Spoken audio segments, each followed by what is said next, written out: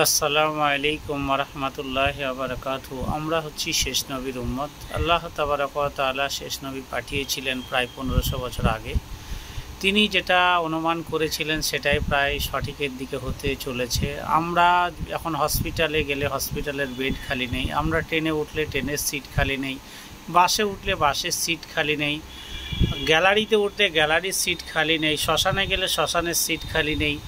তো একটা জায়গায় গেলে সিট খালি, সেটা হচ্ছে আল্লাহ তাবারক তাআলা ঝা চকচকে মসজিদখানা, যাকে আমরা দুনিয়ার বুকে বেহেশতে মনে করি, সেই বেহেশতেখানায় আজ আমরা যেতে অনিচ্ছুক প্রকাশ করছি।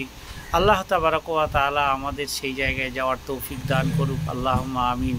আল্লাহ তাবারক ওয়া তাআলার কাছে আরও রিকোয়েস্ট করি, সারা বিশ্বের মুসলমানদের যেন হিদায়াত দেখ, যেন মসজিদমুখ হোক, এটাই আল্লাহ তাবারক ওয়া তাআলার কাছে ফরিয়াদ করছি। আল্লাহ তাবারক ওয়া তাআলা প্রত্যেক মুসলমানকে 5 ওয়াক্ত নামাজি বানাক, এটাই আল্লাহ তাবারক ওয়া তাআলার কাছে কামনা করছি। আর এই মুসলমান আজ প্রায় শেষ লগ্নে, আমরাই কি কিয়ামতের সামনে মুখোমুখি হতে চলেছি নাকি?